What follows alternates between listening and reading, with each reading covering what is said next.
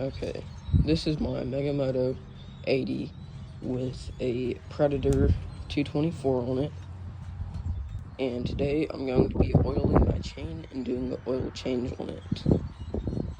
So the first part of doing the oil change is you have to locate your oil plug.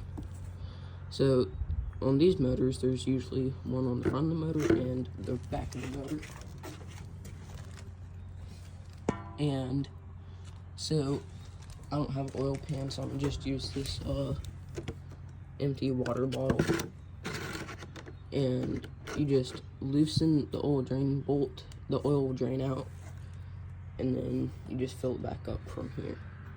And if you go online, you can search up as to how much oil and what kind of oil your motor takes. Okay, so on these motors, it's a 10 millimeter, which I went ahead and loosened mine already, where it's just finger tight. So now we're gonna see what my oil looks like. It probably doesn't look too good, but we'll find out. Oh, that does not look good.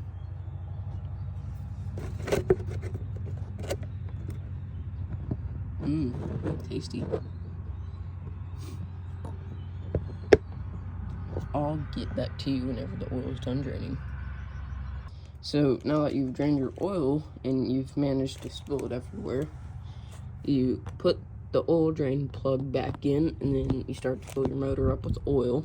You don't want to underfill it or overfill it. I mean, yeah. See, but there's something I don't like about the 224s.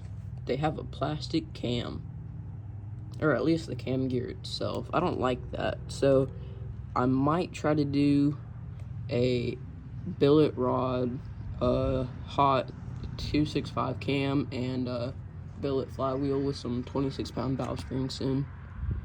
Just because, I'm probably going to ride this bike for a little while, and I don't want it to, blow up or anything, so, yeah.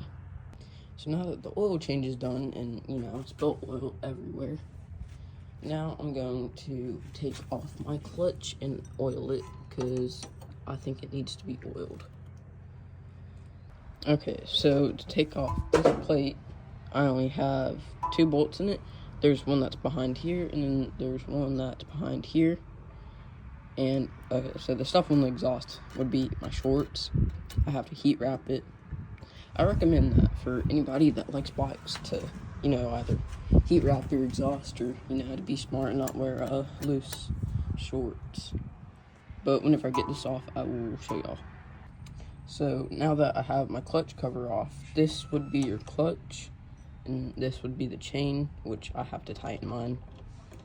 So to take off the clutch, first you have to find the master link in your chain, which I already found mine. It is right down there, and you gotta take off the chain, and then right here, I'm pretty sure this is a 13 or ½ inch. You take that off, and then to oil the clutch, there's a snap ring on the other side of this. You take off that snap ring, and I'll show you more of that in a minute. So now that you've taken off your chain, you take off the clutch, which I went ahead and already loosened mine. So you take off this bolt, which just goes into your crankshaft, and then whenever it comes out, you should just be able to pull off the clutch, which mine's been on here for a while, so it's going to take a second to get it off. So now that your clutch is off, there's a key that sits in here, which you can tell that mine's not in here because it's still inside of my clutch. So I have to take that keyway out, and then I can start to take apart my clutch from there. So now you have this little snap ring right here. So you have to get your snap ring pliers, and you put the little prongs in the holes, and you squeeze. You gotta be careful because they do kind of shoot off. So there's your snap ring. You gotta make sure you don't lose that. And then you have a washer, I think. And then this whole top piece should just come off and apart, which I'm gonna take that apart because I have 2 hands. So So now that you have it apart, you're gonna wanna, clean the inside first. And then whenever you oil it, you're gonna oil around this, and then you're gonna oil the inside of this, which you can clearly tell that I ran this clutch for a while, so I probably should buy new ones. But once you get that done, then you can just reassemble it. So now that I've oiled my clutch, I'm gonna start to put it back together.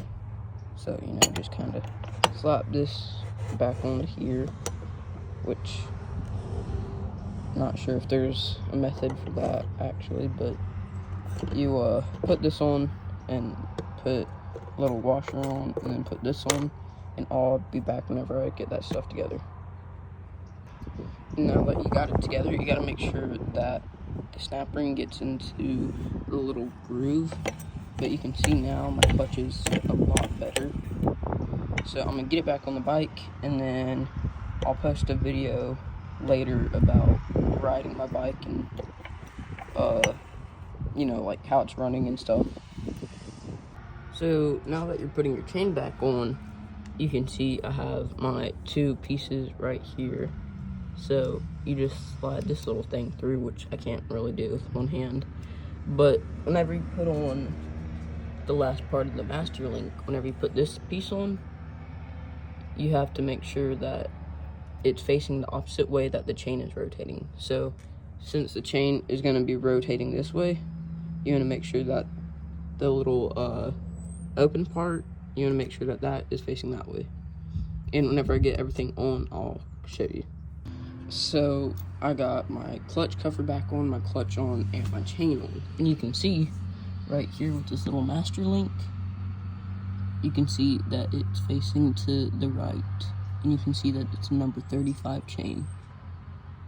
And then I think for next video, I'll post like a riding video on my bike, which, that'll be fun. And I do need to get a new seat, because I didn't buy this bike brand new, just because, what's the fun in that? Because then you don't get to build it.